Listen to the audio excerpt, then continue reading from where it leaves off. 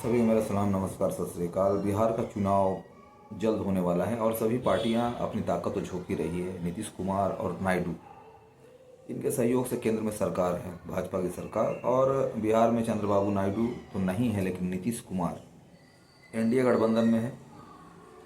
और उनकी एक खासियत रही है कि वो अपनी कुर्सी को देखते हैं, कब वो पलटी मार दे ये कहना मुश्किल है। तो आम जनता के लिए एक अच्छा मौका है बिहार में, क्योंकि अभी जो वक्फ बोर्ड संशोधन बिल पास हुआ है ये नीतीश कुमार और चंद्रबाबू नायडू के सहयोग से हुआ है, जो कि केंद्र में जो सरकार है इन दोनों पार्टियों के सहयोग से है। अगर ये दोनों लोग केंद्र की सत्ता से समर्थन वापस लेते तो सरकार गिर जाएगी, ये हकीकत है। तो आज जो भाजपा की सरकार है इन दोनों के कंधों पर है। उसी तरह बिहार में जो इलेक्शन है, एनडीए गठबंधन में नीतीश कुमार हैं और उन्हें भी मुस्लिम वोटर्स की ज़रूरत है। तो जो बिहार के मुस्लिम कम्युनिटी हैं इन बातों को अच्छी तरह से समझ पा रही है, इसलिए इस बार बहुत कम चांस है कि मुस्लिम कम्युनिटी जो है वो जदयू के साथ जाए। और लोगों को ऐसा करना भी चाहिए, क्योंकि जब तक आप राजनीति में, एक बात तो तय है कि ना तो कोई परमानेंट दुश्मन होता है ना कोई परमानेंट दोस्त होता है। राजनीति को इसलिए बनाया ही गया है क्योंकि नीति निर्धारण करना ही राजनीति कहलाता है। बिना राजनीति के ना तो स्टेट डेवलप हो सकता है ना तो देश डेवलप होता है। तो जब डेवलपमेंट की बात होती है तो हर कम्युनिटी अपने डेवलपमेंट की बातों को नज़रअंदाज नहीं कर सकता है। ऐसे में साफ तौर पर जाहिर है कि अगर वक्फ बोर्ड का कानून अगर चंद्रबाबू नायडू और नीतीश कुमार के सहयोग से बना है और वो मुस्लिम वोटर्स के सपोर्ट से सरकार बनाते हैं, तो यहाँ पर ये देखा जा रहा है कि इन लोगों के सहयोग जब कानून बन गया है और ये मुसलमानों के खिलाफ है, फिर भी इनका समर्थन बीजेपी के साथ है, तो फिर ये उम्मीद नहीं रख सकते हैं कि मुस्लिम कम्युनिटी के लोग इनको वोट करेंगे और इन्हें वोट मिलेंगे और ये सरकार में आएंगे। और मुस्लिम कम्युनिटी को भी ये बात समझ में आनी चाहिए कि ये लोग चुनाव के समय में मुसलमानों के पास जाते हैं, बड़े बड़े वादे करते हैं, लेकिन जब कुछ देने की बात होती है तो फिर कन्नी काट लेते हैं।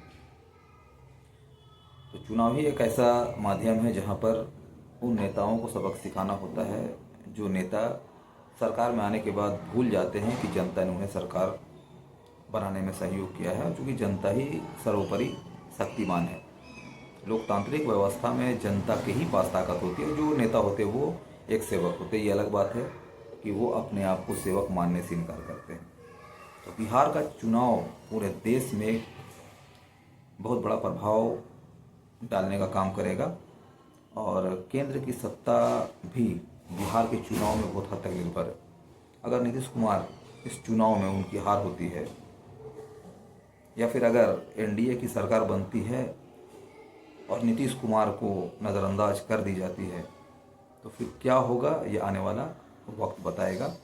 बहरहाल अभी बिहार का जिस तरह से रुझान है, ज़्यादातर लोगों का जो है वो इंडिया महागठबंधन के साथ में आम जनता जा रही है। देखने को लगातार मिल रहा है कि बीजेपी के जो नेता हैं वोट मांगने के लिए जिस जिस एरिया में जा रहे हैं वहाँ पर उन्हें खदेड़ा जा रहा है, उनसे हिसाब मांग रहा है। और मैं समझता हूँ कि जो ये रेवोल्यूशन है ये सोशल मीडिया रेवोल्यूशन है, क्योंकि एक्सट्रीम मीडिया जो है उन बातों को सामने नहीं रख रही है जिन बातों को रखना चाहिए। सरकार से सवाल एक्सट्रीम मीडिया नहीं करती है, लेकिन आम जनता सोशल मीडिया के माध्यम से आज जागरूक हो चुकी है।